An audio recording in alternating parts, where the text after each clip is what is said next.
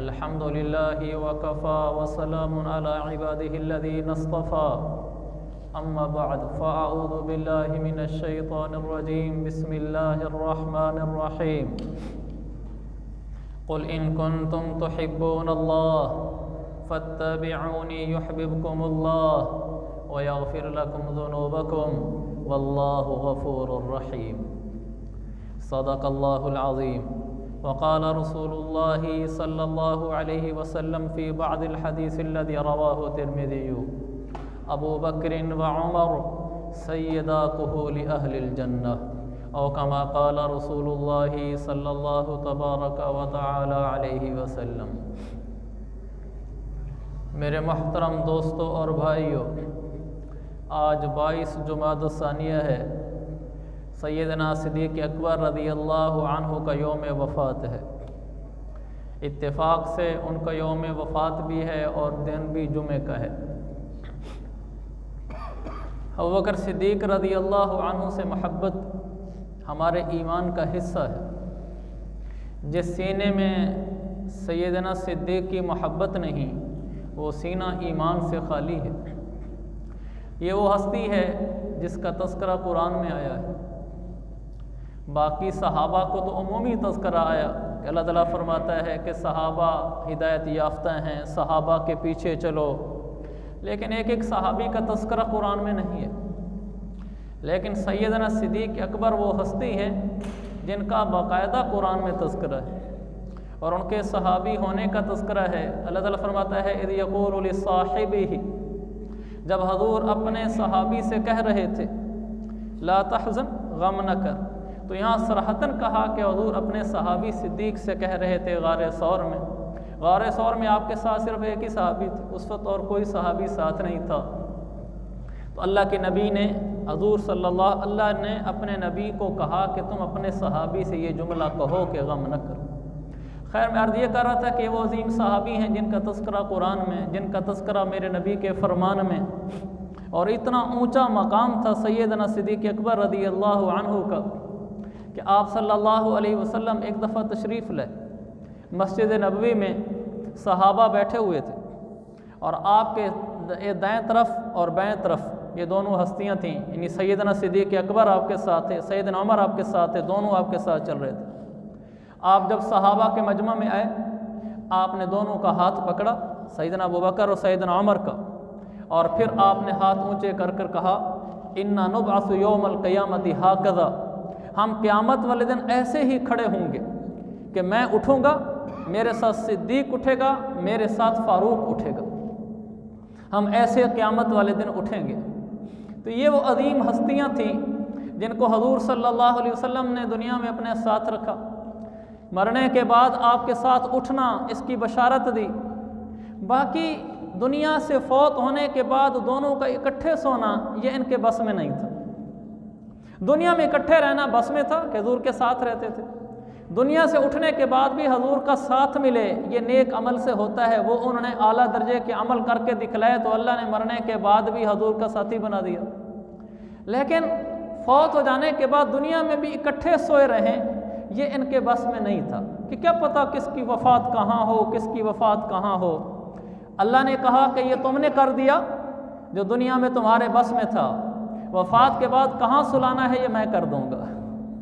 फिर ऐसे ही हुआ, जहाँ अल्लाह के नबी सल्लल्लाहु अलैहि वसल्लम को दफन किया गया, साथ ही सैयदना सिद्दीक़ अकबर की कब्र बनी। जहाँ सैयदना सिद्दीक़ अकबर की कब्र बनी, साथ ही सैयदना उमर की कब्र बनी। बस फिर और किसी की नहीं बनी। फिर सब की कब्रें बाहर बनी। उस्मान रज़ियल्लाहु की कब्र बाहर बनी, हज़रत अली की कब्र बाहर बनी, अबू हुरैरा की कब्र बाहर बनी, बाकियों की कब्रें बाहर बनी। लेकिन इन हस्तियों को इकट्ठे ही सुलाया गया। इनके सोने की तरतीब ये है, ये एक हस्ती हैं, मसलन हज़ूर सल्लल्लाहु अलैहि वसल्लम, ये उंगली से ठीक नहीं होगा इसलिए कि उंगलियां छोटी बड़ी हैं। मैं आपको वैसे बता देता हूँ, ये ऐसे सोए हुए हैं। जब हम सलाम पेश करने के लिए जाते हैं, पहले हज़ूर अलैहिस्सलाम को पेश करते हैं सलाम, फिर सैयदना सिद्दीक़ अकबर को, फिर सैयदना उमर को। ये मेरे आका अलैहिस्सलातु वस्सलाम का बदन मुबारक है, आपकी कब्र मुबारक है। जहाँ सरकार का सीना मुबारक है, वहाँ हज़रत अबू बकर सिद्दीक़ का सर मुबारक है। और बाज़ उलमा ने ये लिखा है कि जहाँ सरकार के कदम मुबारक हैं उसके साथ सीध में इस तरफ सैयदना सिद्दीक़ का सर मुबारक है। ये यूँ थोड़े नीचे हो गई उनकी कब्र, हजूर की कब्र ऊपर हो गई। फिर जहाँ सैयदना सिद्दीक़ अकबर का सीना मुबारक है वहाँ साथ ही हज़रत उमर के सर मुबारक है। बाज़ू ने ये लिखा है जहाँ सैयदना सिद्दीक़ अकबर के पाँव मुबारक है उसके साथ ही सीध में सैयदना उमर का सर मुबारक है। ये तीन हस्तियाँ इस तरह आराम फरमा हैं कि अल्लाह के नबी ऊपर हैं, उनसे नीचे सैयदना सिद्दीक़ अकबर साथ, फिर उनके साथ सैयदना उमर रज़ी अल्लाह अन्हु हैं। ये मैंने अभी चंद दिन पहले ये बात पढ़ी जो आपको बताई है कि जहाँ मेरे आका अलैहिस्सलाम के कदम मुबारक हैं वहाँ सिद्दीक़ का सर मुबारक है। और अमूमन ये होता है, लिखा है जहाँ सरकार का सीना मुबारक है वहाँ सिद्दीक़ का सर मुबारक है। खैर दोनों लिहाज से ही आपकी कब्र साथ सैयदना सिद्दीक़ की कब्र, साथ सैयदना उमर की कब्र है।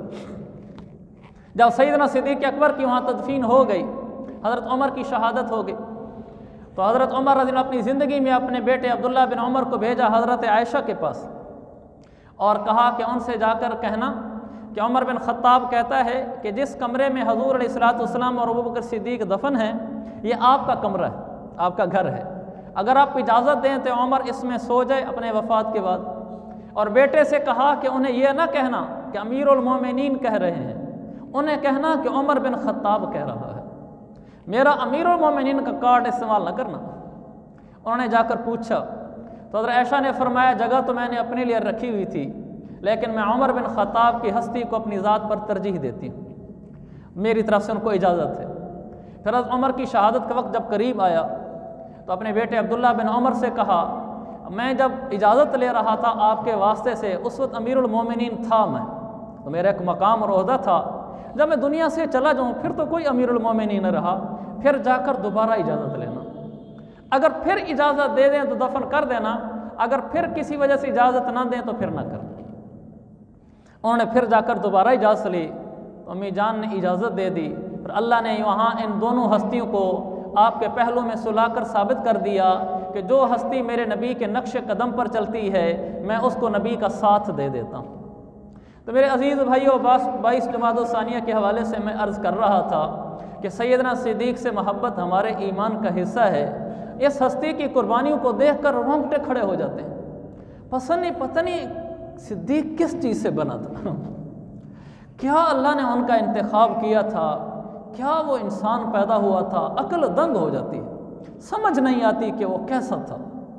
नबी तो वो न था, पैगंबर तो वो न था, पैगंबर जैसा लगता था, वो दरिया था मगर गहरे समंदर जैसा लगता था, कुछ ऐसी ताजगी थी उसके चेहरे पे कि वो सबको तुलुए सुबह के बेदाग मंजर जैसा लगता था, वो ऐसा इंसान था। ज़मीन सिमटी चली जाती थी उसकी तदबीर के आगे, हर एक खिदमत गुजार उसका सिकंदर जैसा लगता था। नबी का दौर याद आता था, उसके दौर में अक्सर नबी के बाद वो बद्र मुनव्वर जैसा लगता था। वो ऐसी कोई अजीम हस्ती थी, अल्लाह के नबी ने भी फिर उसे हर हर कदम पर दुआ दी। वो पहला मददगार, पहला सहाबी नबी ने जिसे हर कदम पर दुआ दी। वो अफजल बशर बाद अम्बिया है, वो जाने सदाकत, वो जाने वफा है। वो सिद्दीक़ अकबर के जिसका लक़ब है, वो पहला खलीफा, वो पहला अरब है, मशहूर नज़म है। वो अजीम हस्ती थी। आप अलैहिस्सलातु वस्सलाम जब जाने लगे हिजरत में मदीना की तरफ तो सैयदना सिद्दीक़ अकबर को रोका हुआ था, बाकी सहाबा चले गए तो सैयदना सिद्दीक़ अकबर को रोक रखा था। जब जाने का वक्त आया तो कहा साथ चलना है, बुखारी की हदीस। तो सैयदना सिद्दीक़ अकबर ने कहा या रसूल अल्लाह, आपके साथ मेरी रफ़ाकत तय हुई अल्लाह की तरफ से? आपने फरमाया हाँ। सिद्दीक़ की आंखों से आंसू छलक पड़े कि हुजूर की रफ़ाकत नसीब हुई है। फिर जब जाने का वक्त हुआ तो सिद्दीक़ ने कहा या रसूल अल्लाह, 2 ऊँटनियाँ रखी हुई थी मैंने, एक आपके लिए एक मेरे लिए। तो अल्लाह के नबी ने फरमाया अम्मा बिगैर समन फला, सिद्दीक़ मोहम्मद मुफ्त नहीं लेगा, पैसों से देनी है तो ले लेगा, मुफ्त नहीं लेता। तो उन्होंने इसरार किया तो आपने कहा सिद्दीक़ अगर बग़ैर पैसों, अगर मुफ्त ही देनी है, पैसे नहीं लेने, तो फिर फवल्लिनी, जितने की ली थी उतने की दे दे, चलो नफ़ा न ले, लेकिन मुफ्त नहीं लूँगा। फिर ऊँटनी ली और आप गए साथ गारे सौर की तरफ। बस मैं चंद अहम बातें अर्ज़ करना चाहता हूँ, वाक़या तो आप सब ने सुना हुआ है। रास्ते में जब जा रहे थे, सुबुल हुदा में लिखा है सैयदना सिद्दीक़ अकबर कभी आपके आगे होते, कभी पीछे होते, कभी आगे होते, कभी पीछे, कभी दाएं, कभी बाएं। तो आपने पूछा कि सिद्दीक़ ये क्या माजरा है? तो उन्होंने कहा, या रसूल अल्लाह, अखाफ़ो तलब, जब मुझे इस बात का ख्याल आता है कि कोई आगे आपके पास आ रहा होगा तो मैं आपके आगे हो जाता हूँ कि उसका तीर सिद्दीक़ के सीने पे लगे, सरकार को न लगे। अखाफ़ो रसद, फिर मुझे इसका ख्याल आता है क्योंकि पीछे से ना पहुँच जाए, मैं दौड़ के पीछे आ जाता हूँ। ऐसे ही कभी दाएं का ख्याल आता है, कभी बाएं का ख्याल आता है, आपके दाएं बाएं दौड़ता हूँ, सिद्दीक़ का भला जिस्म छलनी हो जाए, मोहम्मद का बाल बीबी का ना। आप साथ ले गए। जब आप ऊपर पहुँचे, गारे सौर के अंदर पहुँच गए, मशहूर वाक़या है कि उन्होंने वो सारे सुराख बंद कर दिए और एक सांप ने आकर डसा, आंसू छलके और अल्लाह के नबी के चेहरे पर पड़े। तो आप उठे, आपने पूछा कि सिद्दीक़, तो फिर आपने देखा कि उन्होंने कुर्ता नहीं पहना हुआ था, इमामा भी नहीं पहना हुआ था। तो आपने पूछा कि ये सिद्दीक़ कहाँ गए? तो उन्होंने कहा, या रसूल अल्लाह, जब मैंने आपको कहा था कि आप बाहर ठहरे, गार में अंधेरा है, आप बाहर ठहरे, मैं पहले अंदर जाता हूँ। तो उन्होंने हजूर को बाहर ठहरा कर ख़ुद अंदर गए थे। कहा, मैंने सारे सुराख बंद किए थे कि कहीं से कोई चीज़ ना निकल आए जो आपको डस दे। बस एक जगह रह गई थी, पहले मैंने इमामा उतारा, उसके टुकड़े किए, सारे सुराखों में डाले। फिर मैंने सिद्दीक़ ने कुर्ता उतारा, उसके टुकड़े किए, आपकी जान पर निछावर किए, सारे सुराखों पे लगाए। एक सुराख बच गया था, उसमें मैंने एड़ी दे दी। ये कुर्ता और ये इमामा सारा या रसूलल्लाह यहाँ लगा दिया है। अल्लाह के नबी फ़र्द मोहब्बत में, सिद्दीक़ के साथ मोहब्बत में बोल उठे कि या अल्लाह, मैं सिद्दीक़ से राज़ी हूँ, तू राज़ी हो जा। या अल्लाह, सिद्दीक़ को मेरा आखिरत में दोस्त और साथी बना दे जन्नत में। उसी वक्त जिब्रील है कि या रसूल अल्लाह, अल्लाह फरमा रहा है हम सिद्दीक़ से राज़ी हैं। अल्लाह फरमा रहा है हमने सिद्दीक़ को आपका साथी बना दिया है, जन्नत में आपका साथी है। हजूर के लिए जीना था उनका, हजूर के लिए मरना था। फिर आप आगे निकले, रास्ते में जा रहे थे, मैं कुछ चीज़ा टुकड़े टुकड़े बातें सुना रहा हूँ जहाँ से हमें ये मालूम हो कि हमने भी सिद्दीक़ के नक्शे कदम पर चलना है। आशिक तो नबी के ऐसे होते।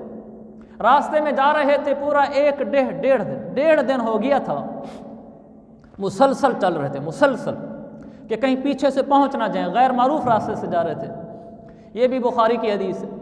अब जा रहे थे तो रास्ते में एक जगह दोपहर का जब वक्त आया तो थोड़ा भूख भी लगी, प्यास भी लगी, और ठहरने के लिए कुछ सस्ताने का भी इरादा हुआ। तो एक चट्टान नज़र आई, उस चट्टान में थोड़ा साया था। सिद्दीक़ अकबर पहले गए और नीचे जाकर सारा उसको साफ़ किया। साफ़ करने के बाद हुजूर को कहा कि तशरीफ़ लें। अल्लाह के नबी वहाँ आराम करने के लिए लेट गए। सिद्दीक़ बाहर निकल गए, देखा तो एक रेवड़ आ रहा था बकरियों का। तो रेवड़ वाले के पास गए और उसे कहा कि भाई दूध दोहने दोगे? उन्होंने कहा जी दोह लो। सैयदना सिद्दीक़ ने दूध दोहा, उसको बर्तन में डाला, दूध गर्म था। और ये जिस महीने में आप गए हैं ये सितंबर का महीना है और सन 622 ईस्वी बनता है। तो सितंबर तो हमारे यहाँ भी गर्मी होती है, हिजाज तो वैसे ही गर्म इलाका है, तो वहाँ ज़्यादा गर्मी होती है। तो वो दूध ताज़ा निकले तो वैसे आप जानते होंगे वो ताज़ा निकले तो गर्म होता है। तो दूध गर्म, ऊपर से मौसम गर्मियों का, तो सिद्दीक़ के दिल ने गवारा नहीं किया कि सरकार को गर्म पेश करूं, तो कैसे इसको ठंडा करूं। उनकी जो समझ में आया, मशकीज़े में पानी था तो उन्हें पानी लिया, जिस बर्तन में दूध दोहा था उसी के ऊपर पानी के छींटे मारे। पानी से ज़्यादा धो नहीं सकते थे कि पानी ख़त्म हो जाएगा, रास्ते में क्या करेंगे। थोड़े थोड़े छींटे मारते रहे, उसको संभाले रखा।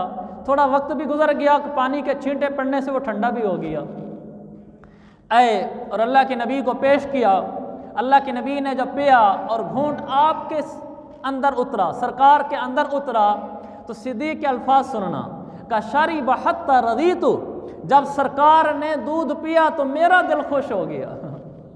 पिए मोहम्मद खुश सिद्दीक़ हो, इसको सिद्दीक़ कहते हैं कि हजूर के पीने पे उनका, हमारे कहते हैं हाँ ठर पे, हाँ सिद्दीक़ का ठरा है, दिल उसका खुश हुआ है कि किसी और की प्यास बुझी है।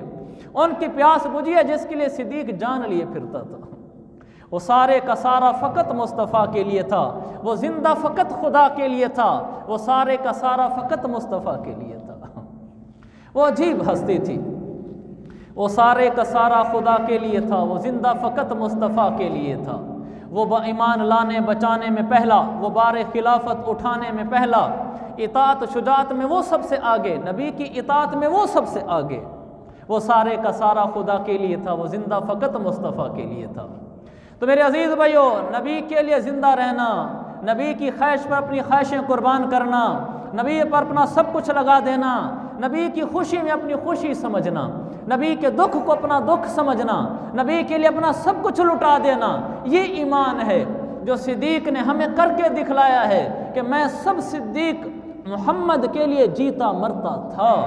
जब आप पहुँचे हैं वहाँ कुबा में, हजूर पाक सल्लल्लाहु अलैहि वसल्लम गए, सिद्दीक अकबर भी साथ हैं, और सिद्दीक अकबर 2.25 साल छोटे थे हजूर से, और हजूर सल्लल्लाहु अलैहि वसल्लम के बाल बाद में सफ़ेद हुए, हज़रत सिद्दीक के बाल पहले सफ़ेद हो गए थे। जब वहाँ पहुँचे हैं, लोग समझे थे सिद्दीक को कि ये नबी है, क्योंकि आप पहली दफ़ा पहुँचे हैं। तो वो हज़रत सिद्दीक से आकर मुसाफा कर रहे थे, उन्होंने किसी को नहीं बताया कि नबी ये है। किस लिए कि सैकड़ों लोगों का आके मुसाफा करना इंसान को थका देता है। ये तो जिनको मुसाफे नहीं होते ना, उनकी ख्वाहिश होती है यार कोई हमें मुसाफा ही कर ले, और जिनको कसरत से होते हैं, आप कभी उनसे पूछ के देखें, उनका काम ही ये होता है कि अल्लाह करे मुझे मुसाफा ना हो। आपने देखा नहीं मौलाना को बयान के साथ वाली गली से निकल गए कि मजमे का बार बार मुसाफा करना इंसान को थका देता है। मौलाना ज़ाहिद राशिदी साहब, बड़े आदमी, आप सारे जानते होंगे, वहाँ हमारे यहाँ हसनैन में आए तो बयान ख़त्म करने के बाद मजमा था, तो उन्होंने अजब अंदाज इख्तियार किया। बयान ख़त्म होते जब बाहर आए तो पीछे से निकलने का रास्ता नहीं था, दोनों हाथ ऐसे खड़े करके बाहर निकल गए, हाथ ही नीचे नहीं किए, तो कहीं ऐसा ना हो कि हाथ नीचे होंगे तो लोग पकड़ना शुरू कर देते हैं। तो बार बार का मुसाफा इंसान को परेशान करता है। तो सिद्दीक सारे मुसाफे खुद लेते रहे, हजूर आराम से बैठे रहे, थके हुए थे। जब थोड़ी धूप पड़ी तो सरकार पर धूप आई तो सिद्दीक खड़े हो गए, उन्हें अपनी चादर लेकर हजूर के ऊपर तान दी कि अब धूप ना आए, लोगों को अब पता चला कि खादिम ये है और मखदूम ये है, इससे पहले पता ही नहीं था। फिर मदीना पहुँचते हैं, उन्होंने अपने वहाँ जाकर ज़मीन पूछी किसकी है, उन्होंने कहा सहल और सुहैल की है। उसकी 10,000 या 12,000 दिरहम कुल कीमत थी। सैयदना सिद्दीक अपने साथ लाए थे, कहा या रसूलल्लाह ये मेरी तरफ से मस्जिद के लिए वक्फ है, इसे मस्जिद की ज़मीन ख़रीद लें। ज़िंदगी गुजरती रही, सैयदना सिद्दीक अकबर रज़ी अल्लाह अन्हु हज़ूर के साथ रहे। जब आपकी आखिरी उम्र है, मेरे आका अलैहिस्सलातु वस्सलाम की, जुमरात का दिन है, आप बुखार में दुनिया से गए, और वो जो एक यहूदी औरत ने, परले दर्जे के बदबख्त यहूदी, पहले दिन से लेकर आज तक मुसलमानों के खून के रसिया है, हमें कभी इनसे मोहब्बत नहीं होनी चाहिए, हमें कभी इनसे मोहब्बत नहीं होनी चाहिए, हमें कभी इनसे मोहब्बत नहीं होनी चाहिए। तो एक यहूदी औरत ने अल्लाह के नबी को बकरी का गोश्त दावत में खिलाया था, तो वो आप उसका लुकमा लेते रहे, मुंह में करते रहे, यलूकु फी फीही, ऐसे पलटाते रहे, आपने अंदर नहीं ले गए। जिब्रील आ गए तो उन्होंने कहा या रसूल आप इसको बाहर फेंक दो। आपने उसको बाहर फेंक दिया। उस खाने में जहर मिला हुआ था, लेकिन उसका असर आप पर रह गया था। जब आपकी शहादत का वक्त आया तो आपने बताया, आपने फरमाया कि उस बकरी के गोश्त की वजह से जो मेरे अंदर ज़ख्म हुआ था, असर हुआ था, उसकी वजह से मेरी मौत वाक़ हो रही है। इसलिए उलमा ने लिखा है कि सरकार दो आलम सल्लल्लाहु अलैहि वसल्लम की मौत शहादत थी, क्योंकि यहूदी के जहर देने से आप दुनिया से गए। सिद्दीक भी यहूदी के जहर देने से गए। बड़ी मुशाबहतें हैं सिद्दीक की मुस्तफ़ा के साथ। आखिर वक्त है, अल्लाह के नबी बीमार हुए, बुखार हुए, तो जुमरात का दिन था, मगरिब की नमाज़ पढ़कर आप हज़रत आयशा के हुजरा में थे। और आयशा का हुजरा आप लोगों ने देखा है, जिन्होंने भी मदीना मुनव्वरा देखा है, रियादुल जन्नह में जब आदमी खड़ा होता है, नफल पढ़ रहा होता है, बाएं हाथ पर जो कमरा है वही सैयदना आयशा का कमरा है, वही सरकार की कब्र मुबारक की जगह है। आप वहाँ से इशा का वक्त हुआ, सहाबा पहुँच गए थे मस्जिद में। अल्लाह के नबी सल्लल्लाहु अलैहि वसल्लम ऐसे उठे, फरमाया नमाज पढ़ ली साहबा ने? तो उन्होंने कहा या रसूल आपकी इंतज़ार हो रही है। आप गश खा के फिर गिर गए। फिर थोड़ी देर बाद इफाका हुआ, फिर आपने पूछा नमाज पढ़ ली? तो उन्होंने कहा नहीं, अभी साहबा आपके इंतज़ार में बैठे हैं, आप आएंगे तो पढ़ेंगे। आप फिर गश खा कर गिर गए। फिर तीसरी दफ़ा ऐसे हुआ, फिर गश खा के गिर गए। फिर आप उठे, फिर आपने पूछा नमाज पढ़ ली है? उन्होंने कहा इंतज़ार कर रहे हैं आपकी। तो आपने फरमाया कि सिद्दीक से कहो कि नमाज पढ़ा दे। हज़रत उमर पहली सफ़ में खड़े, अबू बकर सिद्दीक पिछली सफ़ में खड़े। तो सहाबा ने हज़रत उमर को आगे बढ़ा दिया, नमाज पढ़ानी थी। अल्लाह के नबी आ तो नहीं सकते थे, लेकिन आपने वहाँ से देखा उमर को आगे बढ़ा दिया। आपने वहाँ से ऊंची आवाज़ में कहा, आपने फरमाया सिद्दीक को इमाम बनो, सिद्दीक को इमाम बनो, कि मुस्तफ़ा के मुसल्ले पे अगर कोई खड़ा होगा मुस्तफ़ा के बाद तो वो सिद्दीक होगा। ये वो हस्ती है जिसको अल्लाह के नबी अपने सामने मकाम देकर गए, फिर अल्लाह ने आपकी वफ़ात के बाद सिद्दीक को आपके पहलू में सुला दिया। जैसे जैसे मेरे नबी की ज़िंदगी गुजरी, अल्लाह ने सिद्दीक को वैसे ही नक्शे कदम पर चला दिया। सिद्दीक ने वो सब कुछ कर दिया जो उसके बस में था, जो उसके बस में नहीं था वो रब ने कर दिया। हजूर की उम्र 63 साल है, सिद्दीक 63 साल बाद दुनिया से जाए ये सिद्दीक के बस में नहीं है। अल्लाह ने कहा सिद्दीक तूने सब कुछ झोंक दिया था, आगे मैं जानूँ, मेरा काम जाने। जब 63 साल हुए तो अल्लाह ने सिद्दीक को बुला लिया। जब मेरे नबी का इंतकाल हुआ तो उस वक्त आप सल्लल्लाहु अलैहि वसल्लम ने मिसवाक चबाया है, और ऐशा ने मिसवाक चबाकर हजूर को दिया था। और जब हज़रत सिद्दीक का इंतकाल हुआ तो उनको भी हज़रत ऐशा ने मिसवाक चबा कर दिया था। बिल्कुल वैसे अल्लाह ताला ने कर दिया। और हजूर सल्लल्लाहु अलैहि वसल्लम जब गए हैं आखिरत की तरफ और जिस जगह दफन हुए हैं, अल्लाह ने सिद्दीक को भी साथ ही सुला दिया। ये बताया कि सिद्दीक तो ज़िंदगी में हजूर जैसा था, हजूर के साथ रहा, मरने के बाद अब आगे तुझे हजूर के साथ चलाना ये मुझ रब्बे जुल जलाल का काम है, इसकी फ़िक्र तू छोड़ दे। इसलिए अल्लाह के नबी फरमाते थे, मैंने शुरू में हदीस सुनाई, आप मस्जिद नबवी में आए, सहाबा बैठे थे, आपने अबू बकर सिद्दीक और हज़रत उमर दोनों का हाथ पकड़कर ऊंचा किया और आपने फरमाया हा कदा नुबअस यौमल क़ियामा, क़यामत के दिन हम दोनों ऐसे ही उठेंगे कि ये उमर और सिद्दीक मेरे साथ उठेंगे। तो मेरे अजीज़ भाइयों, सबक तो ये मिलता है कि इन हस्तियों से मोहब्बत तो हम कर ही लेते हैं, एक आसान सी चीज़ है। ये तो कितना मुश्किल नहीं है कि दिल में सिद्दीक की हस्ती की मोहब्बत हो।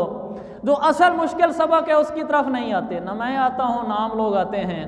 वो ये कि जैसे सिद्दीक हजूर पे जान निछावर कर गया, हम भी हजूर पर जान निछावर कर जाए। जैसे जैसे मेरे आका ने चाहा, कहना तो बड़ी दूर की बात है, जैसे जैसे मेरे आका ने चाहा वैसे वैसे सिद्दीक होता चला गया। हम भी हजूर की चाहत पर अपने आप को कुर्बान करते चले जाएं। फिर देखना जैसे अल्लाह ने सिद्दीक को मकाम दिया, अल्लाह हमें भी ऐसी कामयाबी का मकाम देगा कि हजूर के साथ सिद्दीक उठेंगे। अगर हम सिद्दीक की गुलामी करेंगे, अल्लाह हमें भी इंशाल्लाह सिद्दीक के साथ हशर फरमाएगा। तो आज हम अज़म करें कि हम इंशाल्लाह हजूर की चाहत पर अपनी चाहत कुर्बान करेंगे, हजूर की मोहब्बत से सीने को भरेंगे, सिद्दीक की मोहब्बत से सीने को भरेंगे। हमारा सब कुछ हजूर के लिए कुर्बान होगा।